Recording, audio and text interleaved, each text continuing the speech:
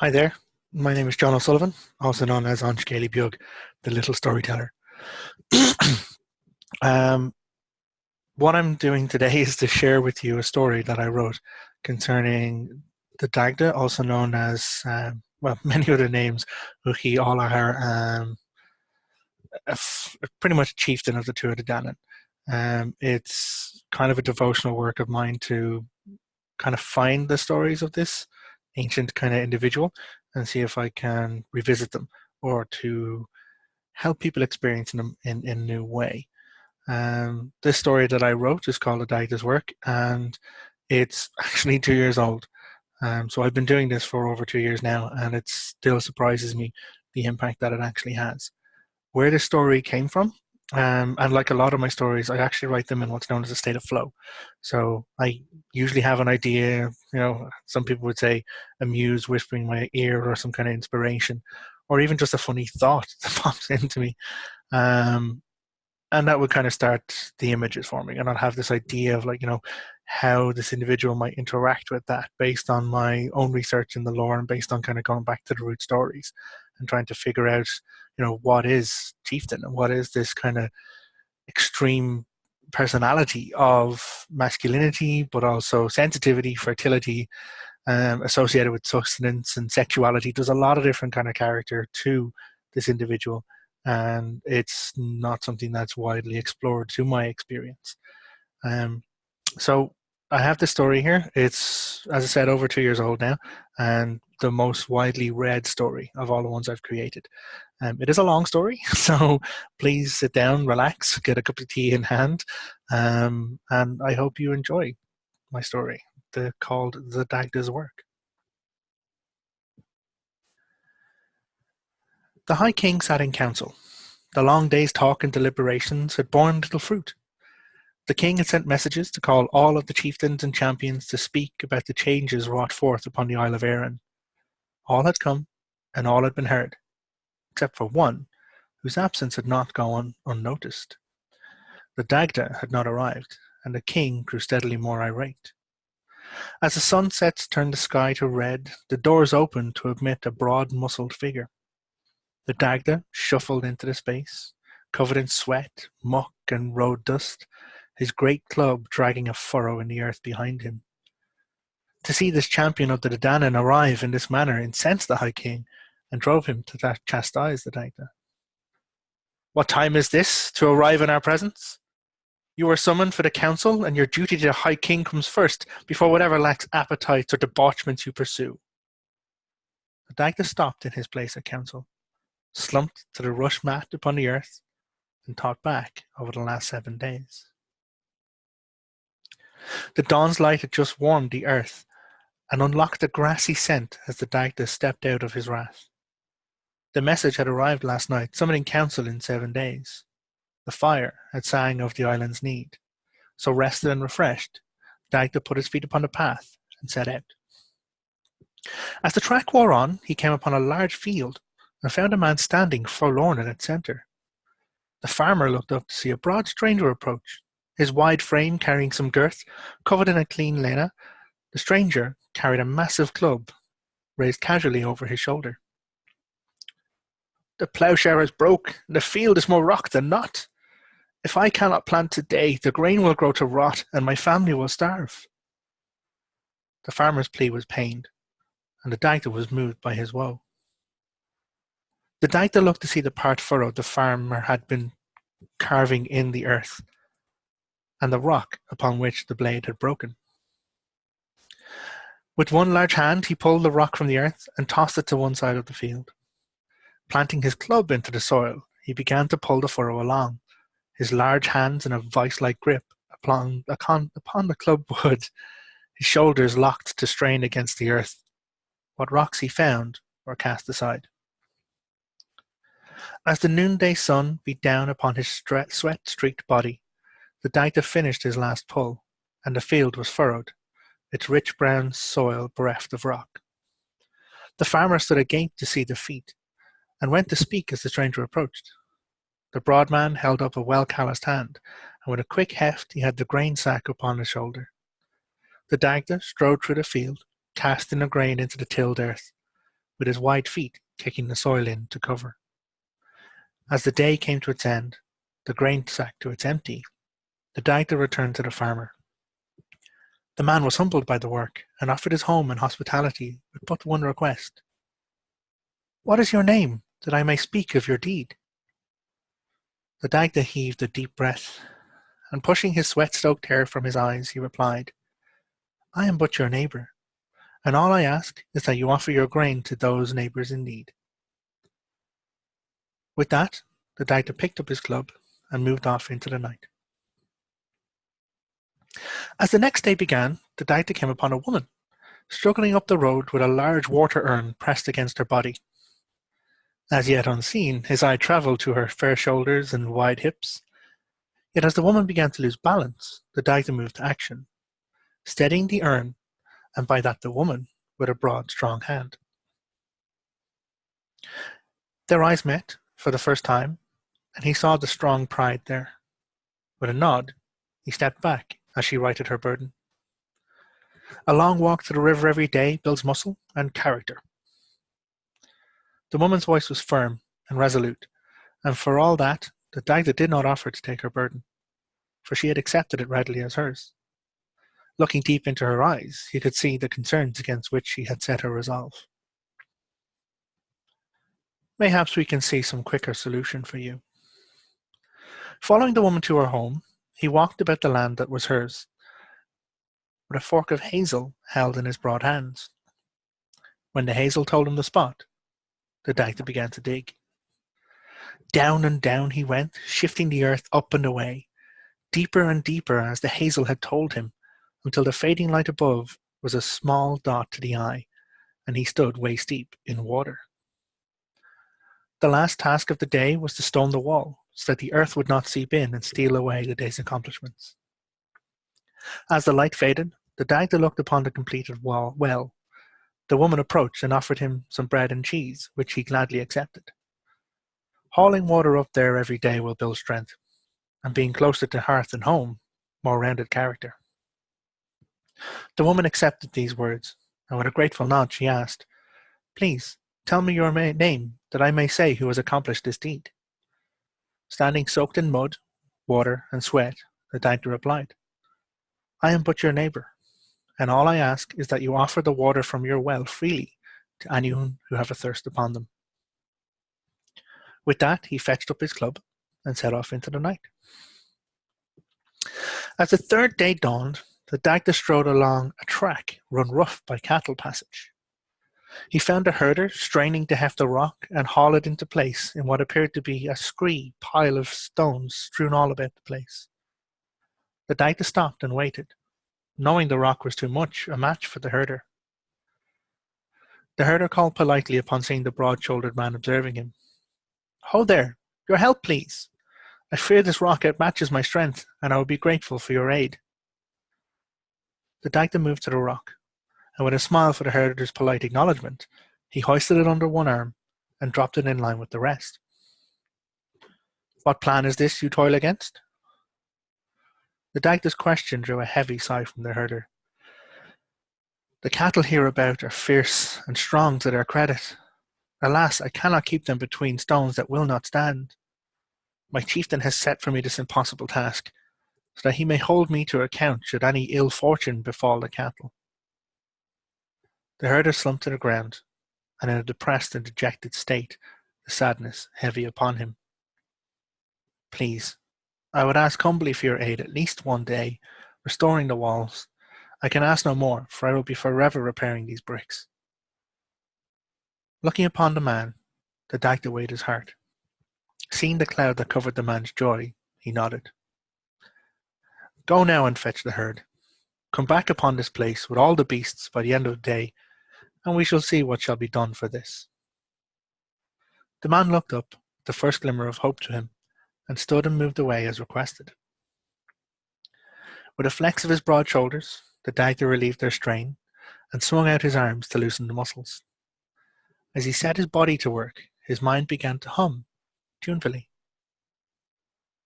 As the sun began to fall, the herder returned, steering the cattle, careful of their temper and struggling to keep them moving. He came upon the place where he'd left the stranger, and saw the wall complete, and taller than it had been before.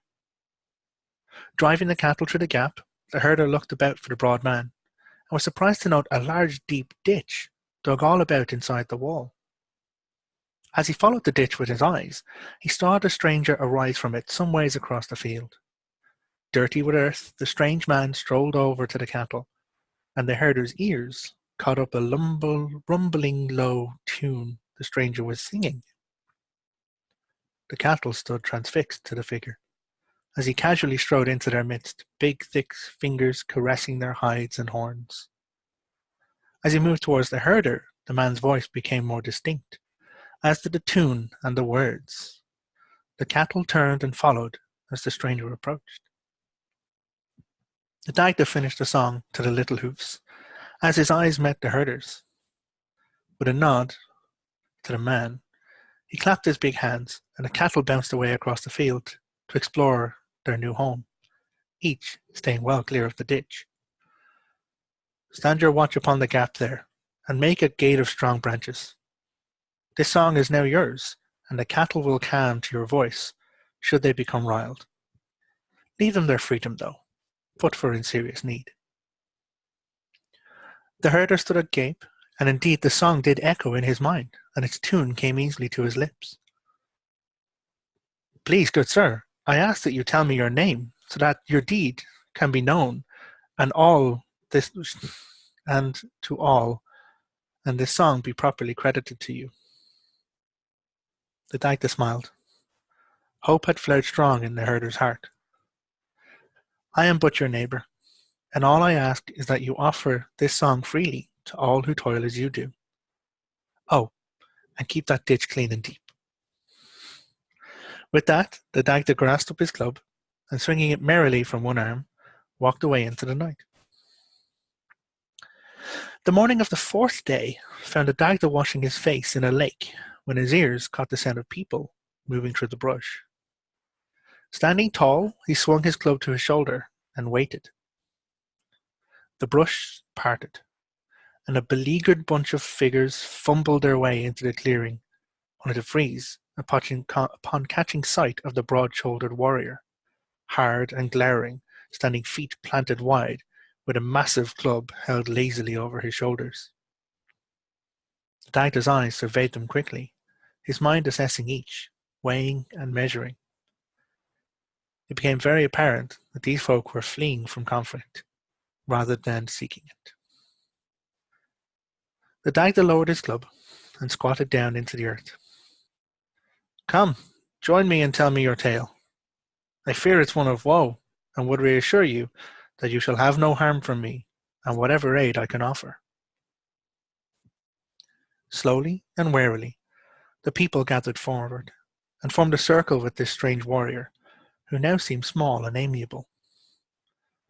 The tale was indeed one of woe, and also horror, pain, and loss.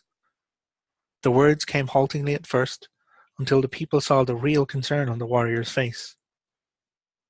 Then the words came all in a rush, every voice speaking at once, layering and clarifying, detailing and describing the destruction that had fallen upon them and left them without home and fleeing from remorseless raiders. The Dagda let it all wash over him, his mind seeing the images they described, his focus filling in every detail, and his heart taking in every woe. As the people ended their collective tale, he heaved a sigh and stood, broad shoulders stooped, and heart heavy. His eyes roamed the group and rested on each for a moment of connection and a nod of shared feelings.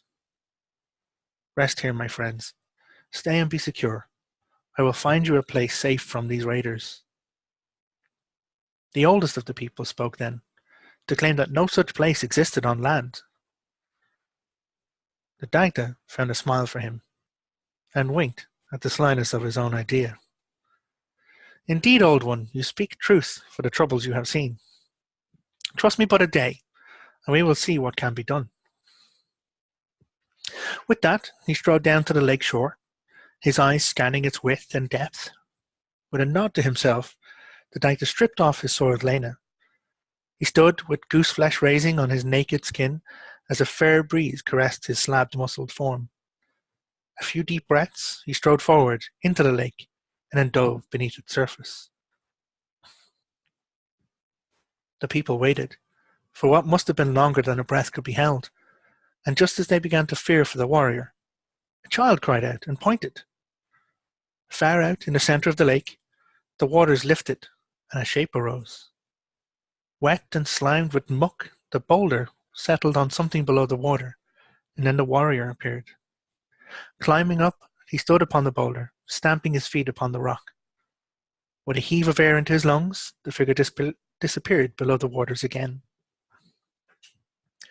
The people watched throughout the day, their astonishment growing.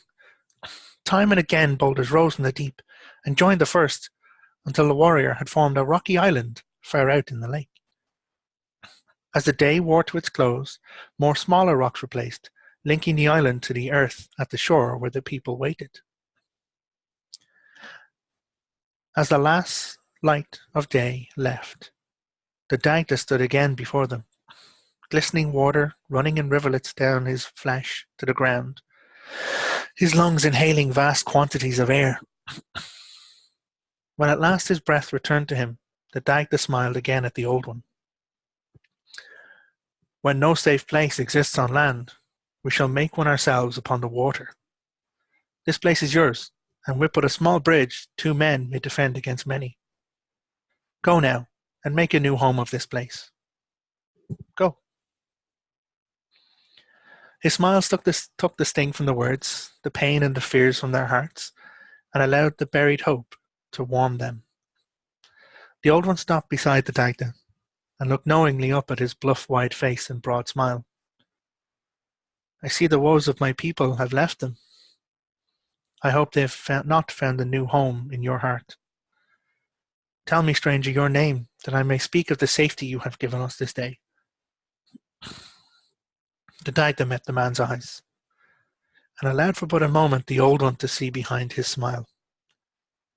I am but your neighbour, and all I ask is you remember those who have woes of their own when they come looking for safety and hospitality. Dragging his lena over his wet skin, he scooped up the end of his club and dragged it off into the night. The 5th day started, the smell the Dagda had been expecting.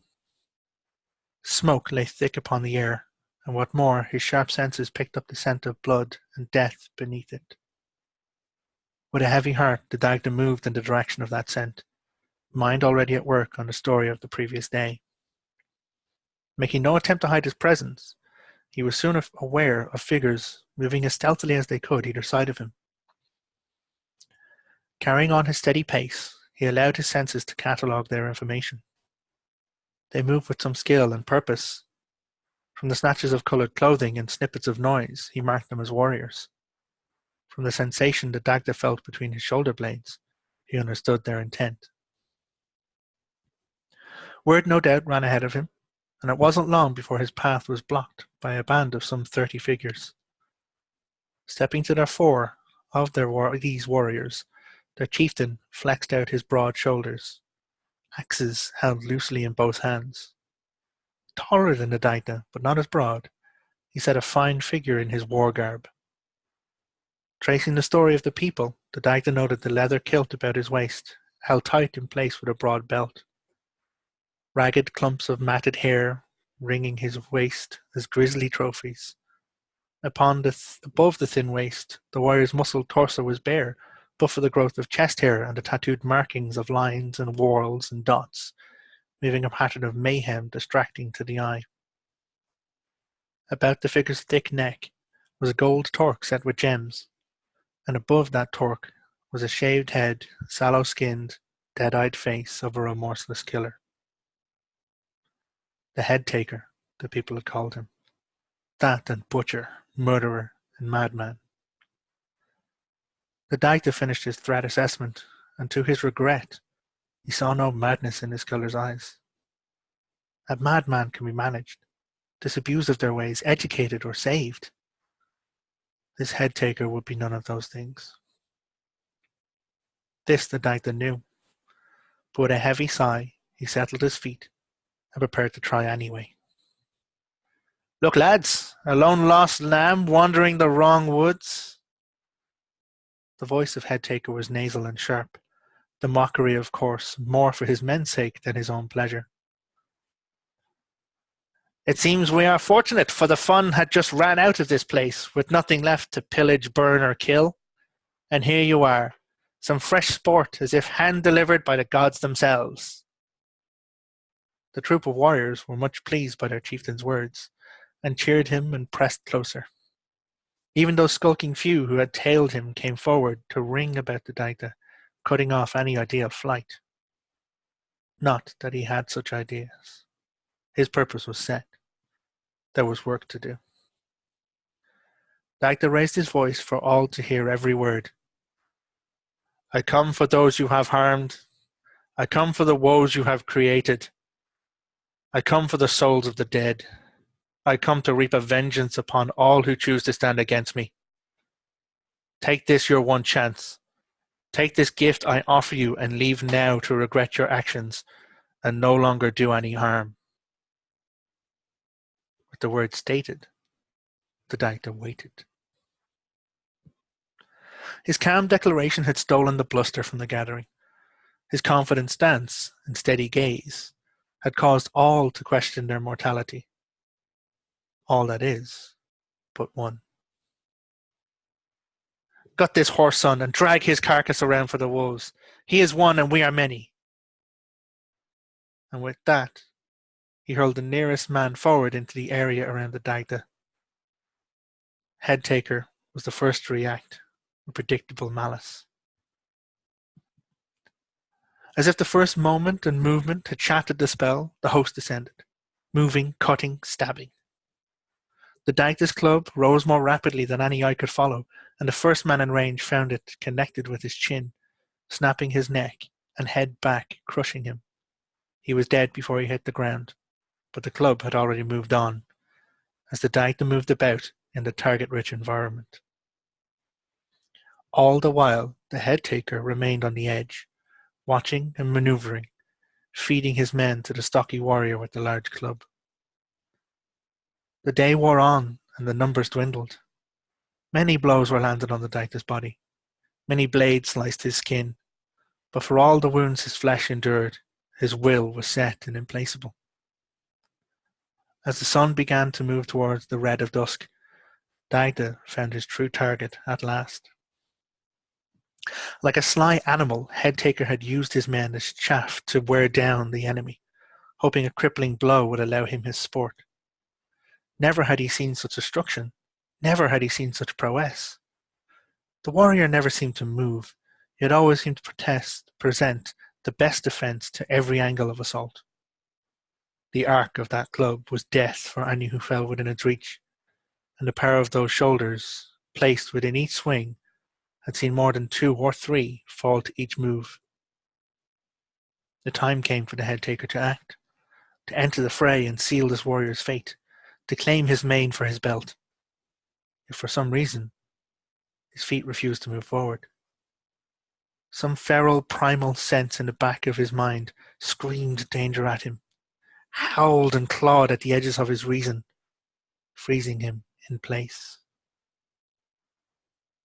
He fought a valiant battle within his own mind, until those dark eyes fell upon him like chips of obsidian, and the cold of a grave deep chill penetrated his muscles.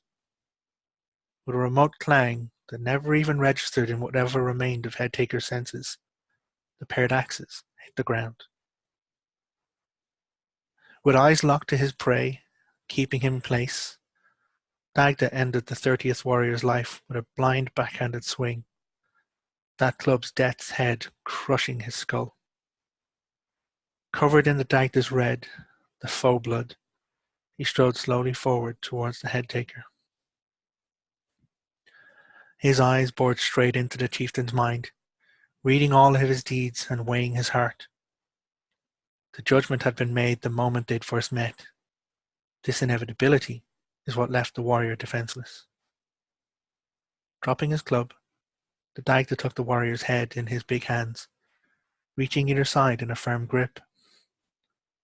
With naught but a whisper, the head taker spoke. What is your name? Who are you to control such power so readily? The Dagda paused, hands held firm around the warrior's head, blood running its way down his worn face like crimson tears. I am your neighbor, and the wrath of all whom you have harmed. I am judgment. I am justice for those voices that cry in the night, and those souls lost in the mists. With an ever so slight increase in pressure and a sharp twist, the head taker's neck snapped, and its body fell to the ground like a puppet whose strings had been severed. Retrieving his club, Dagda sat and stared long into the night. The 6th day's dawn arrived, and found the Dagda still seated amongst the dead, eyes moving back and forth, mind reading and rereading the actions of the previous day. At last, heaving a great sigh, he rose to his feet and winced. All of his muscles were aflame from the strain of the previous day, his skin stinging where the cuts and slices reopened to bleed afresh. Still, there was work to be done. Moving into the ruins of the village, he found the worst of what he had imagined from the people's tale. Corpses were everywhere among the ruins of the settlement. The whole place had been set to the torch, but it was not the fire that had taken so many lives. The Dagda moved about towards the centre of the town, eyes alert and seeing everything. Bodies of all ages and sexes were cast about, some stripped of clothing, all stripped of dignity. Feeling the dread only grow as he passed each body, looking for one, just one, that may have escaped the violation he now knew had happened. Arriving at the centre of the settlement, he found them. Stacked almost carefully and arranged with purpose, the Dagda's eyes met the faces of all of the inhabitants who had not escaped. Their heads arrayed in some form of sickening display of depravity and horror. The head taker's sport. Falling to his knees there in the dirt, the Dagda felt his world reel. Pain and exhaustion mixed with woe and rage, threatening to overcome his senses. A whirl of emotion spun about inside his mind and lashed itself against his reason. She would come if he called. With her name upon his lips, the Dagda felt the dirt beneath his fingers. All it would take would be her name, and then to lie down in the dirt and not move. The ruin of all things, in such a simple act, wiping the slate clear of all of this filth and depravity. She would come if he called.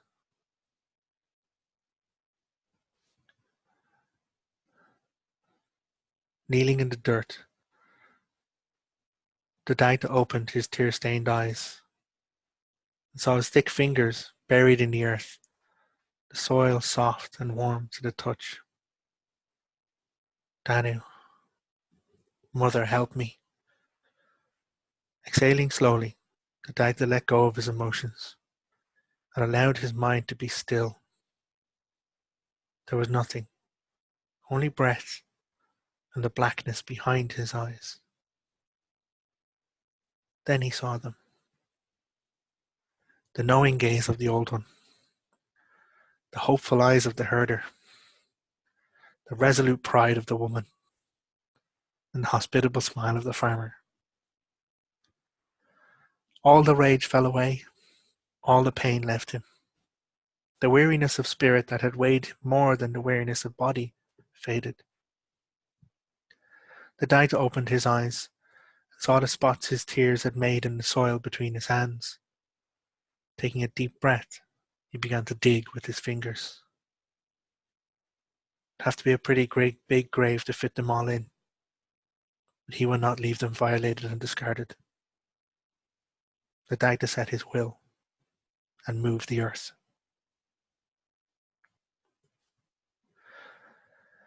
The High King loomed over the assembly from his higher seat. A scowl sat upon his face. The Dagda couldn't help note to himself how this little man needed to appear higher up than others. What gross excess kept you, O champion? The king's voice was laden with sarcasm and sneer. We have much discussion to cover, and all were summoned for dawn this day. Yet you saunter in at dusk, in slovenly appearance before this council and your king. There are issues of food, clean water, farmland, secure dwellings, and raiders to be addressed. Discussion and debate to agree upon correct action, decrees to write, and see it done. And you, once great chieftain, could not even be here, could not even move yourself from your appetites to arrive on time. What have you to say for your sorry self? The Dagda looked about the council. Many a fine character in attendance, and they received his respectful nod. He had seen to the care of the deceased, and set the land straight in warm blanket above them. And then as the seventh day had dawned, it set off with all haste to council. Arriving as the sun had set, he was bone-weary and drained of the last vestiges of his patience. Blow it out your arse, you pompous glass bladder. You know nothing of the trials of this land. Your words are just wind.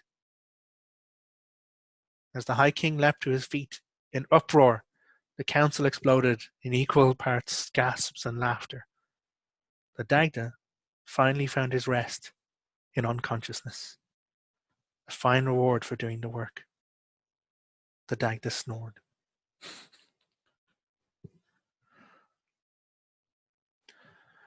Thank you for joining me for that story. As I said, it's one that, came to me early in my writing of it. And funnily enough, it was the last image that really came of the Dagda slumped upon the ground, snoring his head off as everyone runs around in shock in the council chambers. I wrote the story, as I said, 2 years ago, when my investigation into the lore was actually young. It surprised me to find out that there was, in fact, an ineffectual king in the actual lore, which I only found out after the fact. Believe it or not, I never knew the name Bress. Fomorian Bress, not the other Bress, because there's actually two Bresses. The lore gets confusing with fancy names. But there was an ineffectual king. And that's where it really kind of struck me that maybe there's something more in these stories than what I'm able to pull forward from my imagination. Or is it imagination? I don't even know. So it's a long story, as I said. We've been quite a while listening to it there. I really feel that there is a lot to be taken from this story, and it inspires me on a regular basis and reminds me that the work that we all have to do comes in many different ways. Sometimes it's as simple as shifting your perspective, helping out someone else, or feeling your feelings. If you gotta cry, cry. If you gotta be angry, then use your anger for the right purpose. So it's a long road for me. It's been a long road so far, and I look forward to a lot longer as we go forward exploring these stories. Thank you very much for joining me for this one, and please feel free to reach out and connect with me on any of the other stories as well. Take care. Agus Slán.